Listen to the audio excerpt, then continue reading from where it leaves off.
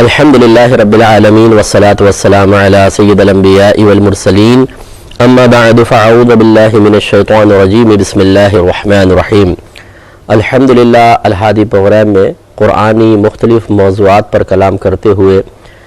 پچھلے ہم نے پروگرامز میں توبہ کے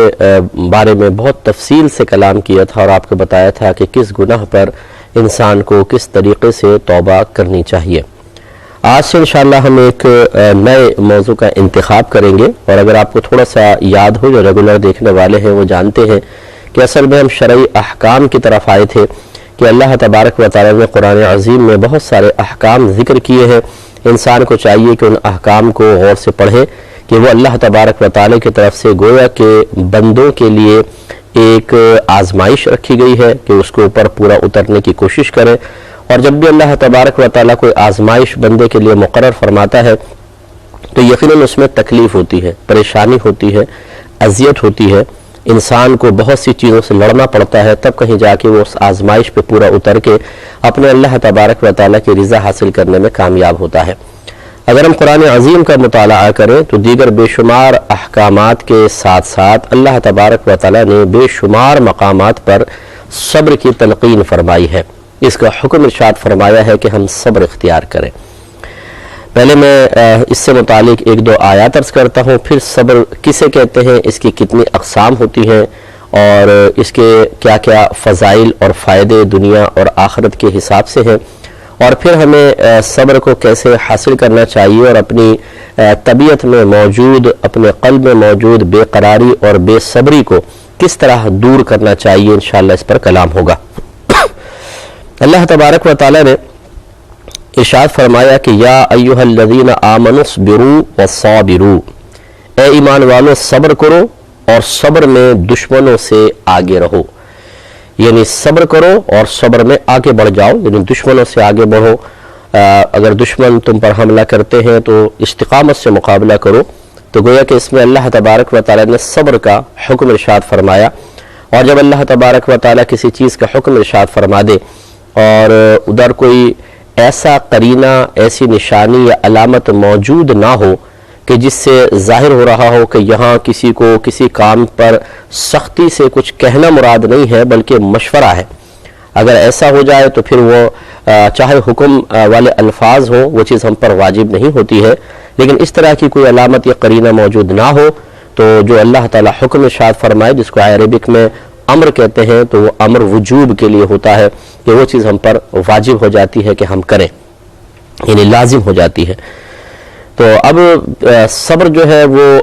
ایک قلبی کیفیت کا نام ہوتا ہے کہ جب یہ قلبی کیفیت انسان کو حاصل ہوتی ہے تو پھر اس کے اعضاء بہت اچھے انداز سے ہر آزمائش پر پورا اترنے کے لیے تیار ہو جاتے ہیں۔ تو صبر کا لغوی معنی ہوتا ہے روک لینا، اپنے آپ کو روکنا، اور اس کی دو قسمیں ہوتی ہیں، اس اعتبار سے پھر ہم صبر کی تعریف بھی متعین کر سکتے ہیں، اور بعض نے اس کی بلکہ 4 قسمیں بنائی ہیں، اسی اعتبار سے پھر پہلے کر کے پھر ہم صبر کی شرعی تعریف کی طرف آئیں گے کہ ایک تو اللہ تبارک و تعالی کی طرف سے آزمائشیں آتی ہیں، مصیبتیں آتی ہیں، ان پر صبر کرنا ایک صبر ہے۔ ابھی میں بتاتا ہوں کہ صبر کی شرعی تعریف کیا ہے، لیکن سمجھ لیں کہ ایک صبر تو اللہ تعالی کی طرف سے آنے والی آزمائشوں اور مصیبتوں پر ہوتا ہے، جیسے بیماری دے دی، کوئی پریشانی آ گئی، ٹینشن آ گئی، اولاد فوت ہو جاتی ہے، روحانی تکلیفیں بہت سارے امور سے ہوتی ہیں اور وہ من جانب اللہ ہوتی ہیں، تو اس پر صبر یہ ایک قسم ہوئی۔ دوسرا ہوتا ہے مخلوق کی طرف سے آنے والی آزمائشوں، مصیبتوں، تکلیفوں پر صبر، جیسے کوئی شوہر ہے وہ بیوی کی بدتمیزی پر صبر کرتا ہے، بہت سی بہنیں ہوتی ہیں وہ شوہر کی ظلم اور زیادتی پر صبر کر رہے ہوتے ہیں، ساسیں بہوؤں کے نامناسب رویے پر صبر کرتی ہیں، اسی طرح بعض بہویں ہوتی ہیں جو ساس کے نامناسب اور غلط رویے کو برداشت کرنے پر مجبور ہوتی ہیں، اسی طریقے سے آپس میں ہم ایک دوسرے کو مارنا پیٹنا، کوئی اور زیادتی ہو جاتی ہے، تو یہ مخلوق کی طرف سے آنے والی مصیبتوں پر صبر دوسری قسم ہے۔ تیسرا ہوتا ہے اللہ تبارک و تعالی کی عبادات پر صبر کرنا، یوں سمجھ لیں کہ جس چیز کے کرنے کا اللہ نے حکم دیا اس پر بھی ایک صبر ہوتا ہے، یہ تیسری قسم ہوتی ہے۔ اور چوتھی ہوتی ہے کہ جن کاموں سے اللہ تبارک و تعالی نے منع فرمایا ان پر صبر کرنا۔ تو اب اس اعتبار سے پہلے یہ تو کہ آپ نے 4 قسمیں دیکھی، اب پھر پہلے پر آ جائیے۔ اللہ تبارک و تعالیٰ کی طرف سے اگر کوئی مصیبت نازل ہوتی ہے، پریشانی نازل ہوتی ہے، تو اس پر صبر کا مطلب یہ ہوتا ہے کہ انسان اپنے قلب اور زبان کو ہر قسم کے شکوہ شکایت سے روکے، ہر قسم کے شکوہ شکایت سے۔ مثال کے طور پہ آپ کے گھر میں چوری ہو جاتی ہے، آپ بیمار ہو جاتے ہیں بہت زیادہ، تو بعض اوقات ایسا ہوتا ہے کہ انسان جو عام کمزور قسم کے لوگ ہوتے ہیں وہ ہائے ہو تو کرتے ہیں، ساتھ ساتھ پھر اللہ کی بارگاہ میں شکوے شروع کر دیتے ہیں، اللہ تعالیٰ تو نے میرا گھر ہی دیکھ لیا بیماری کے لیے، کیوں اس کو دور نہیں کرتا ہے؟ تو کیا ہمیں بھول گیا ہے؟ معاذ اللہ ثم معاذ اللہ، دیکھ سارے لوگ خوش و خرم ہیں اور تو نے ہمیں اس عذاب میں مبتلا کر دیا۔ تو اس طرح کے جملے زبان سے نکالتے ہیں، یہ بے صبری ہے۔ ایسے ہی بعض اوقات زبان بند ہوتی ہے، ہم کسی کے سامنے اس لیے نہیں بولتے ہیں کہ کوئی کہے گا کہ یار تم کیا کر رہے ہو، بدتمیزی کر رہے ہو، اللہ کی بارگاہ میں ایسا کہہ رہے ہو، یا ہمیں کہے گا تم صبر نہیں کر پا رہے، بے صبری کا مظاہرہ کر رہے ہو، تو ہم کسی کے طعن و تشنیع سے بچنے کے لیے زبان کو تو بند کر لیتے ہیں، لیکن دل کی واردات پر تو اللہ تبارک و تعالیٰ ہی آگاہ ہوتا ہے، تو دل میں شکوے کر رہے ہوتے ہیں، اسی طرح کے شکوے۔ اور یہ بھی ہوتا ہے کہ شیطان دل میں وسوسے ڈالتا ہے، لیکن ایک ہوتا ہے کہ وسوسہ خالی آیا اور آپ نے اس کو جھٹک دیا، یہ اس کا مطلب ہے کہ آپ اس میں شامل نہیں ہیں، صرف شیطان کی طرف سے ہے۔ لیکن جب آپ خود بھی سوچنے لگ جاتے ہیں اور اس کو روکنے کی کوشش نہیں کرتے ہیں بلکہ جان بوجھ کے دل میں بار بار ایسے تصورات لاتے ہیں، تو اس کا مطلب ہے آپ قلبی شکوے میں مبتلا ہیں۔ تو اللہ تبارک و تعالیٰ کی طرف سے آنے والی مصیبتوں پر صبر کا مطلب یہ ہے کہ انسان اپنے قلب اور زبان کو ہر قسم کے شکوہ شکایت سے روک لے۔ دوسرا، مخلوق کی طرف سے جو مصیبتیں پریشانی آتی ہیں ان پر صبر کا مطلب یہی ہوتا ہے کہ انسان پہلی بات تو ہے کہ زبان سے شکوہ نہ کرے، قلب سے شکوے سے اپنے آپ کو روکے، اور اس کے علاوہ ہر قسم کی انتقامی کارروائی سے اپنے آپ کو روک لینے کا نام صبر ہے۔ مثال کے طور پہ کسی نے ہمارے پاؤں پہ پاؤں رکھ دیا ہے، تو ہم اگر اس کو گھور کر دیکھ لیں تو یہ ہم نے گویا کہ بدلہ لے لیا ہے، یا زبان سے کچھ نازیبہ کلمات کہہ دے، یا اللہ نے اگر طاقت دی ہے تو ہم نے اس کو زور سے تھپڑ کھینچ کے مار دیا، دھکا دے دیا زوردار، تو یہ غلط طریقہ کار ہوتا ہے اور ایسا نہیں کرنا چاہیے۔ تو لہٰذا یہ معلوم ہوا کہ اگر ہم انتقامی کارروائی سے اپنے آپ کو روک لیں گے تو ہم نے صبر کیا ہے گویا کہ کسی کی طرف سے آنے والی مصیبت پر۔ اسی طرح بعض خواتین کو آپ نے دیکھا ہوگا کہ وہ شوہر مثال کے طور پہ زیادتی کرتا ہے، تو اب وہ اس پر اپنے آپ کو روک نہیں پاتی ہیں، کوئی پڑوسن آ گئی تو اس کے سامنے شکوہ شکایت بیان کر رہی ہیں، شوہر کی شکایتیں کر رہی ہیں، شوہر کے بارے میں برائیاں کی جا رہی ہیں، اور کبھی اگر موقع مل جاتا ہے تو پھر انتقام بھی لیا جاتا ہے، تو یہ صبر کے منافی ہے۔ تو وہ بہنیں ذرا درس حاصل کریں کہ جو پوری بھڑاس دل کی نکالنے کے بعد پھر آخر میں کہتی ہیں ہم کیا کریں، میں تو صبر کر رہی ہوں، تو یہ کیسا بھیانک اور پرسرار صبر ہے کہ آپ نے پوری دل کی بھڑاس نکال دی، زبان پہ شکوہ، دل میں شکوہ، آپ غیبتیں کر رہی ہیں، چغلیاں کر رہی ہیں، اور اگر آپ کو موقع ملے تو آپ انتقامی کارروائی سے بھی گریز نہ کریں، تو پھر یہ صبر کہاں ہوا؟ تو مخلوق کی طرف سے آنے والی مصیبتوں پر صبر کا مطلب یہ ہے کہ انسان اپنے زبان اور قلب کو شکوے سے محفوظ کرے اور کسی بھی طریقے سے انتقامی کارروائی نہ کرے، نہ آنکھوں کے ذریعے گھور کر دیکھے، نہ ہاتھ سے مارے، نہ زبان سے برا بھلا کہے، نہ کوئی اور انتقام لے، تو سمجھ لیجئے کہ یہ اس نے ان آنے والی مصیبتوں پر صبر کیا ہے۔ اب اس میں اور تفصیل میں بعد میں عرض کروں گا کہ کیا انسان بس خاموشی رہے، کچھ نہ بولے کسی کے سامنے کہ انصاف کے لیے نہ جائے، وہ بات کی صورتحال ہے۔ پہلے میں ذرا ان کا صبر کا انٹروڈکشن آپ کو کروا رہا ہوں کہ مختلف جو اقسام ہیں اس کی ان کو اچھی طریقے سے آپ سمجھیں، پھر اس کے بعد جو مستثنی صورتیں ہیں اس پہ ہم بعد میں کلام کریں گے۔ تیسرا ہوتا ہے عبادات پر صبر۔ عبادات پر صبر کا مطلب یہ ہوتا ہے کہ تمام عبادات کو خوش دلی کے ساتھ، چاہے وہ بدنی عبادات ہوں چاہے مالی عبادات ہوں، شریعت کے تقاضے اور مکمل شرائط کے ساتھ ادا کرنا۔ تو آپ نے دیکھا ہوگا کبھی ٹھنڈا موسم ہے اور فجر کا وقت آ گیا ہے، اب آنکھ بھی کھل گئی ہے، اٹھنا ہے، تو دل میں شکوہ بیدار ہوتا ہے، یار یہ اللہ نے اس ٹائم نماز کیوں رکھ دی، اگر یہ نہ ہوتی ہم اٹھ کے پڑھ لیتے، اس طرح دل یعنی شکوے میں مبتلا ہوتا ہے۔ اسی طرح لمبی نمازیں جیسے رمضان میں تراویح 20 رکعت اضافی ہو جاتی ہیں، 17 رکعتیں عشاء کی ہو جاتی ہیں، تو اس میں بعض اوقات لوگ شکوہ شکایت میں مبتلا ہو جاتے ہیں اور بے دلی کے ساتھ بسا اوقات اس کو ادا کیا جاتا ہے۔ ایسے ہی جو حج ہے جو مالی اور بدنی عبادات کا مجموعہ ہے، بہت سارے لوگ یا تو کرتے ہی نہیں ہیں، ڈرتے رہتے ہیں کہ یار بڑی مشقتیں اور یہ اور وہ ہے، حالانکہ آج کل تو بڑی آسانی اور سہولتیں ہیں، اور پھر اگر کبھی جاتے ہیں تو پھر وہ قدم قدم پر مطلب ان عبادات کے بارے میں شکوے کرتے ہیں، جیسے منی میں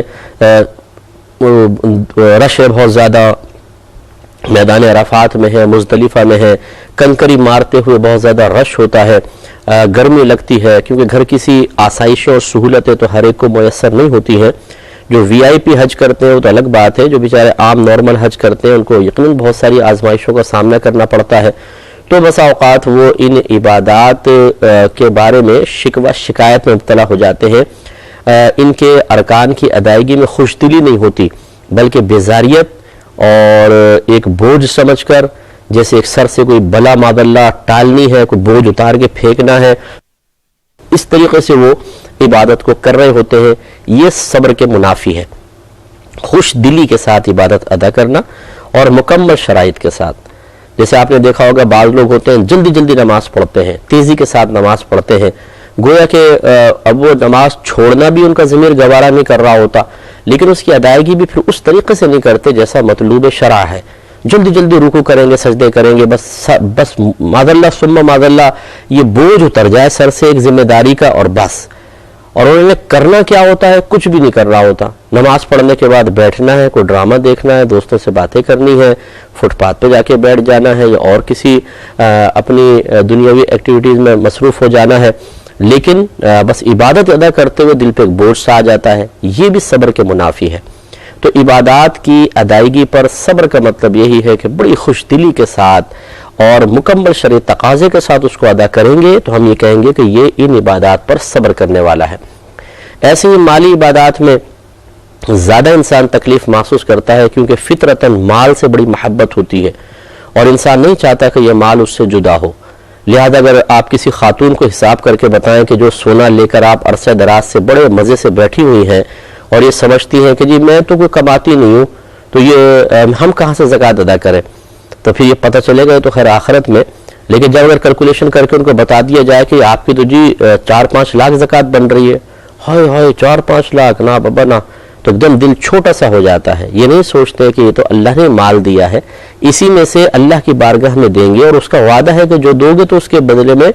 70 گنا وہ مزید عطا فرمائے گا، لیکن بخل غالب آ جاتا ہے۔ اب بعض اوقات اگر دیتے بھی ہیں تو شکوے کے ساتھ، شکایت کے ساتھ، تنگ دلی کے ساتھ اور مرجھائے ہوئے قلب کے ساتھ، یہ غلط طریقہ کار ہے۔ ایسی قربانی کے ایام آتے ہیں تو ہم چاہتے ہیں کہ قربانی ہم پر نہ بنے، لیکن جب صحیح کیلکولیشن کرتے ہیں، تمام گھر والوں میں شرائط تلاش کرتے ہیں تو پتہ چلتا ہے کہ جو 3, 4, 5 قربانیاں بن رہی ہیں، اور ہم سالہ سال سے ایک قربانی پر ہی اکتفا کیے ہوئے تھے۔ اب کوئی صحیح مسئلہ بتاتا ہے تو پھر دشوار محسوس ہونے لگ جاتا ہے، اور دل میں شکوے بیدار ہوتے ہیں کہ اور یہ 4-5 ہزار روپے کا حصہ،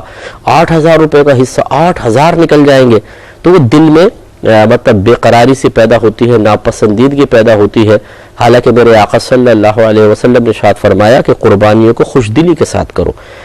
تو خلاصہ کلام یہ ہے کہ اس طرح جب مالی خرچہ آنے کی باری آتی ہے تو بھی دل میں پریشانی پیدا ہوتی ہے۔ اسی لیے میں نے بعض لوگوں کو دیکھا ہے کہ وہ کہتے ہیں کہ ہم تو حساب کتاب کرتے ہی نہیں ہیں، وہ ڈرتے ہیں اس بات سے کہ اگر ہم حساب کتاب کریں گے کہ کچھ سالوں کی زکوٰۃ بنتی ہے نہیں بنتی، قربانی ہم پہ تھی کہ نہیں تھی، تو ایسا نہ ہو کہ واقعی بن جائے، اور بن گئی تو پھر ہمیں دینی پڑ جائے گی۔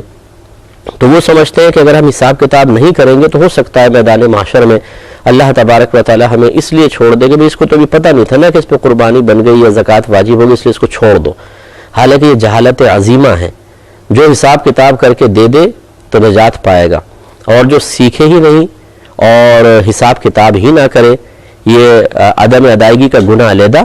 اور اس کے بعد اللہ تعالیٰ کی بارگاہ میں جب پہنچے گا اور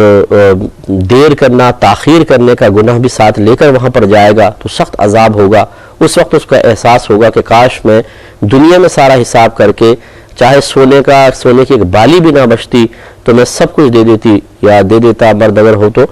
پھر وہاں پر احساس ہوگا۔ لیکن وہاں جا کر یہ دنیا کی مادی اشیاء جو بالکل حقیر نظر آئیں گی